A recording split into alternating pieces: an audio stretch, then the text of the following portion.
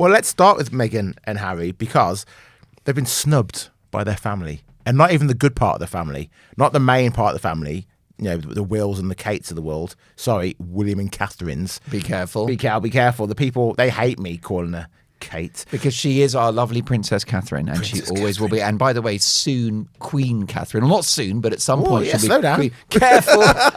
I don't have medical information about our great monarch.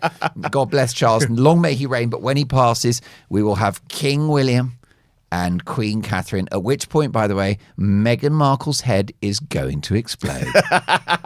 She'll be over. She'll disappear in a puff of smoke. Well, she's kind of disappearing already, mate. Right. Because Harry's cousin, Philippe, it's Philip, I'm calling him Philippe. Makes him more glamorous, doesn't it? Much more glamorous, much more exotic. He's getting married, his second one. Nothing wrong with that. Second marriage is normally the best ones. That's exactly so I hear. Right. Second time lucky. Second time lucky. He's getting married to a lovely Harriet, and Harry and Meghan have been snubbed. They've been pushed out. This is a brutal snub. This is a wild slap in the face. Harry will be devastated. Now, it's not certain that the couple would have attended. We've got that nonsense about their security, which to me is total fake news, considering the couple travel the world, go to lots of other dangerous places without armed cops. But that aside, that's the excuse for them not coming to the UK yet together as a family. Notwithstanding whether or not they would have gone to the wedding, they've not been invited. Ouch. And you can bet your bottom dollar that William and Catherine most certainly were. Now, the wedding's in just a few days' time, and we actually don't know still for sure whether William and Catherine are going, but they're obviously invited. And the reason why this is a brutal snub is because Peter Phillips and Harry have been very, very close for many years, going all the way back to 1997 when Diana passed. And he was sent to Balmoral to be an emotional minder, like a safeguarding figure for the boys. And they've been very close for the entirety of Harry's life. Much loved cousins. Of course, I will tell you that I think that Peter and Zara Phillips are just fantastic people. Yeah. And the reason why they're fantastic people is because their mother is Princess Anne, who is probably my favourite member of the royal family. She's also my favourite. Love her. Love her. She's beautiful. She's elegant. She recycles her clothes even more than you do. Because I know that's late 80s what you're wearing at the moment. Poor JJ, he's on a budget. He has got the alimony. The ex-Mrs. Anasiobi, it was a shocking deal.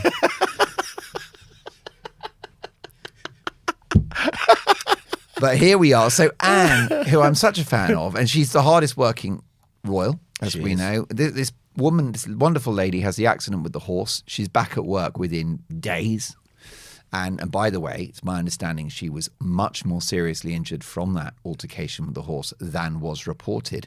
Why was the injury more serious than we heard? Because she didn't want to make a fuss. Yeah. And that's why she's elite level to me. And she raised two great kids in Zara and Peter. Good-looking royals, which is quite a rare thing. That's true. Isn't it? That Everything's is in the right place. Yeah. We've got a bit of facial symmetry for once. Praise the Lord. You look human. So Zara, she's a very pretty girl, isn't she? Without being, too blokey about it. Yeah, she's a very good-looking woman. And her husband is, I think, Mike Tyndall. Since he did a nose job, I think he is very handsome. He's terrific, terrific guy. So they're very happily married, and they've started a family. And Zara, is royal in just the right way, which is that she's clearly a member of the royal family, but she's got her business interests. It's all very discreet. She actually does business in Australia, and it's not as ugly as the scenes of Harry and Meghan selling their clothes online when they went to Oz. And then you got Peter. And Peter's on his second marriage. She's a very lovely lady, and good luck to them. The reason why Zara, and this relates to Harry and Meghan, the reason why Zara and Peter are great royals is because the parents were no nonsense.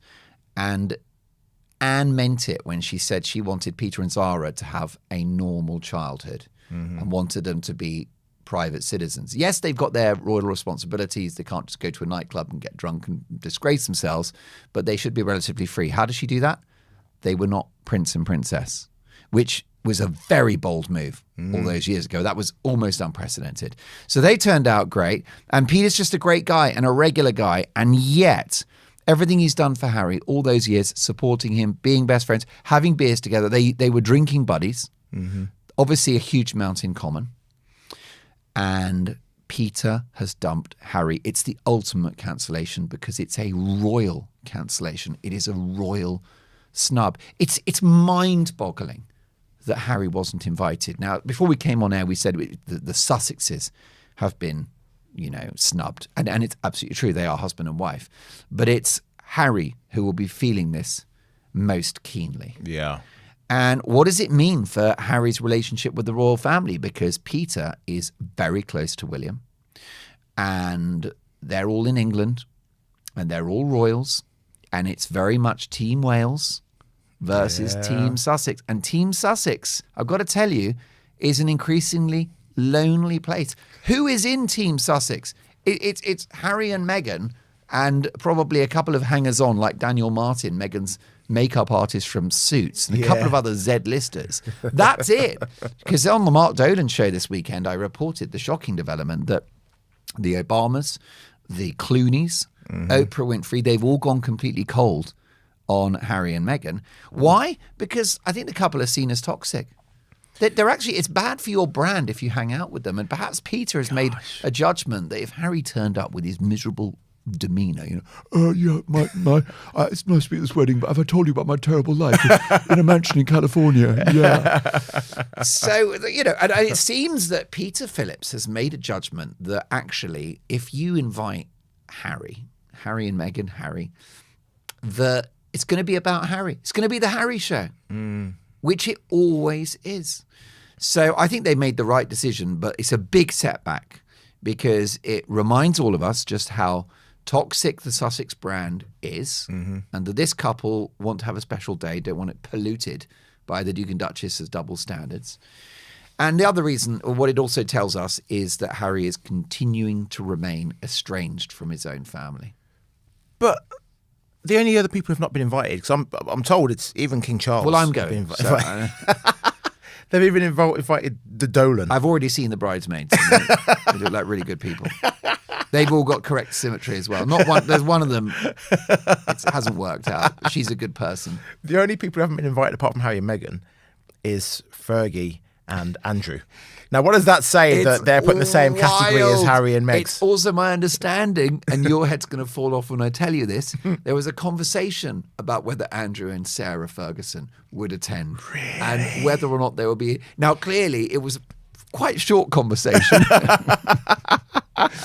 But a conversation was had, and it was decided not the best move. Yeah. Well, poor old Harry wasn't even in the mix for an invite. So he's done.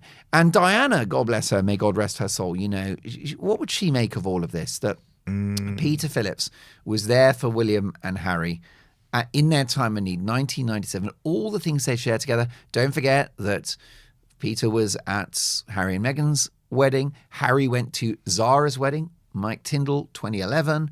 So they've been as close as anything. And I think that if Harry had been invited to this Royal Society event of the year, that would have been the beginning of a thawing of relations. And with his absence and with the lack of an invitation, then for Harry, he's got an uphill struggle getting back in that family. Do you think there's any chance that William said to Philippe, listen, I'd love to come, but I can't go if you're going to invite the Ginger Whinger. I didn't realise he was Don Corleone from The Godfather. Listen. I gave you my trust. Don't invite the Ginger Whinger. Because I got married in July last year, and there were people at my wedding that I didn't want there, but I'd been invited to their weddings, so I thought I had to invite them to my wedding. I know, it's obligatory. Unfortunately, for weddings, the guest list writes itself, doesn't it? A lot of the time. Yeah. So the fact that Harry went to Philip's first wedding, Philip went to Harry and Meghan's wedding, and now Philip has not invited Harry. That's this is it. I mean, it's an act of war. Yeah. This is brutal. I suspect that Harry would not have attended the wedding for fear of bumping into William, for one thing. Absolutely. And also, he's got quite a few engagements this year. He's coming for the Invictus Countdown. He may be back later in the year as well. So it's not about whether he's there. It's about that invitation. Did it go to Montecito, California? And yes, as you say, it's quid pro quo. If you're invited to the wedding, you go to theirs. Yeah. And this is, this will be very painful for Harry. Harry will be devastated by this. He'll be hurting. Meghan couldn't care less. Because there is not the emotional capital for Meghan in this one. Harry's desperate to get back to England, desperate to get back to his family. He misses his old life. For Meghan, she is interested in a return to the UK. But as we've said before on the show, that's for transactional purposes, right? That's business. It's the brand. Harry has an emotional pull. And at the moment, whilst he's got the pull, the royals are pushing away. Now, Marky Mark, let's move on to Meghan Markle's media hypocrisy. OMG. Good grief. So she posted a picture, another one, of, well, I was going to call her Lilibet, but you refused to call her that name. Right. I mean, I should never dictate the language you use. You are one of the country's leading journalists. You've been choosing your own words for decades now, haven't you? Yes. And what excellent words you choose. Which is why we love your columns, why we love the Espresso. But I don't use the word Lilibet because it's a stolen name. And this is one of the most egregious crimes of the Sussexes, is to take the pet name of Queen Elizabeth that was just used by those closest to her, including her beloved husband, Philip. For them to appropriate that, well, that was strategic by Meghan because she is pathologically transactional. It was a very smart move. It's the intellectual property of the royal family that she's co-opting by having. Now, they call her Lily, but when the time is right, it'll be Lilibet. And of course, it'll be Princess Lilibet. Brackets, Queen Elizabeth. So the bottom line is that Lily, whatever we call her, but Lily, who, by the way, smashing little kid. And as we said on the show before, there is no issue with the kids, right? They are children. Yeah. And may God bless them. It's the parents I worry about. Meghan Markle is going to make a speech about the dangers of social media again, how toxic it is, how it can lead to misery and death. And what does she do? In the same week, she puts Lily on Instagram. Is it Lily's birthday? Is it Christmas? Is it Easter? What is the special occasion? The special occasion is Meghan's desperation because she knows her finances are absolutely disastrous. And it's my understanding, by the way, that she's much more worried about the money side than Harry is because he doesn't understand bills. Yeah. Doesn't understand debt and poverty because he's never been there. But Meghan has come from a degree of humble background into wealth, and she doesn't want to go back there. So she's put Lily on social media. It's truly shocking. What do you think about it? It just seems very hypocritical. Like, this is what she said. For too long, we've accepted a dangerous bargain. The modern connection must come at the cost of the innocence of childhood. That innovation excuses injury. That speed matters more than safety.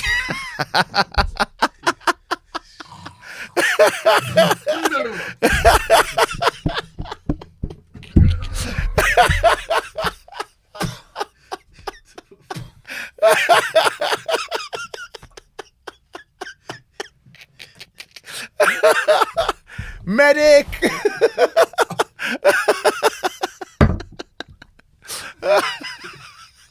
So, can we start again? Cut!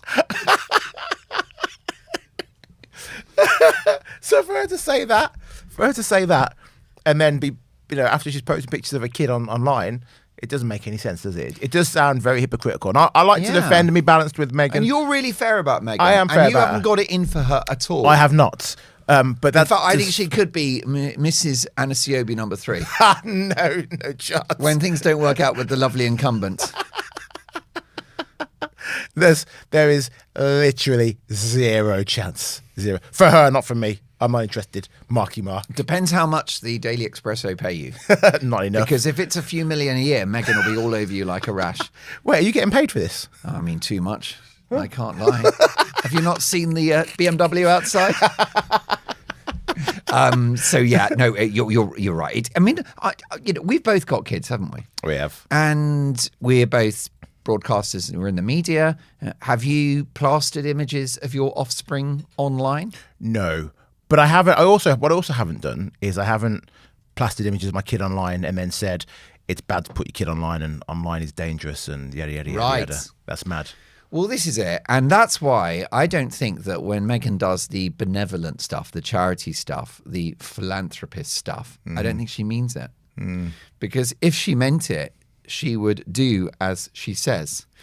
If you hated social media, which Harry and Meghan claim to do, you wouldn't have you have an an account. Instagram account at all. Yeah. I mean, it would be quite spectacular if Meghan came on the show, did an interview with you, and just said, I actually find social media has been the worst thing to happen to the world, which, by the way, is the view of a lot of quite sensible people who do think things have gone horribly wrong for the human race since social media. And she said, for that reason, I'm not going to participate in it. I'm not going to use these platforms. I'm not going to help them. Yeah. I'm going to communicate in a normal way, and I'll do broadcasts, and I might write the piece of journalism. I'll do the odd speech. Instead, she's monetizing Instagram. And it's one thing to sell the jam and the flour sprinkles. It's one thing to have clips of the TV show. No problem. I do get it. The Sussexes need an income. But what's completely unacceptable is using the kids. I just think it's so wrong. I mean, it's quite clear now, in my view, that Archie and Lily are front and center of her brand. And I think she sees them, she's developing them, she's growing them within the brand so that you very much perceive the Sussex Inc. as Harry, Meghan, and Archie and Lily. It's the Fab Four. And I feel like she's storyboarding it already, putting them out there. And how's she doing that? She's using social media, a set of platforms that in a speech she's going to condemn. Yeah. But this hypocrisy, you remember when Harry was banging on about saving the earth and gas guzzling and billionaires flying around the world? Yeah. And then he was pictured being driven to the airport in a Range Rover, huge gas guzzler. Yep. And then he realised he'd forgotten his clubs or something, or his polo gear. Yeah, the polo mallets. Yeah. So they had to drive, send another gas guzzler to bring his polo gear for him to get onto his private jet.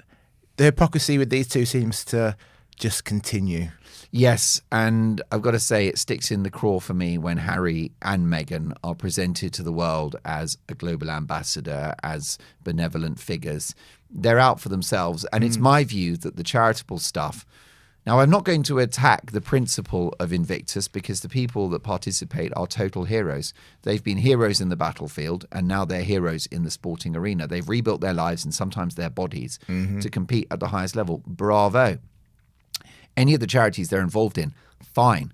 But Harry and Meghan's motivation, in my view, is not to do good. It is to boost their brand, its clicks, and its dollars. An act of war. That is what the headlines are calling it. But let's be brutally honest here on Street Level Updates. You cannot declare war on an institution that has already permanently exiled you. In today's breakdown of Mark Dolan and JJ Anisiobi's explosive Daily Espresso segment, we are looking at the ultimate humiliation of Prince Harry and Meghan Markle. Being publicly snubbed from the biggest royal wedding of the year isn't just an oversight, it is a total societal freeze-out. Today, we expose the absolute hypocrisy of their latest social media stunts, the truth behind their so-called philanthropy, and the desperate secret palace deal Harry is allegedly begging for. Let's strip away the PR and get to the truth. The royal wedding snub is just the beginning. The doors to Buckingham Palace and high society are locking from the inside. The vindication is here. They gave up the greatest privilege in the world for Hollywood fame, and now they have neither.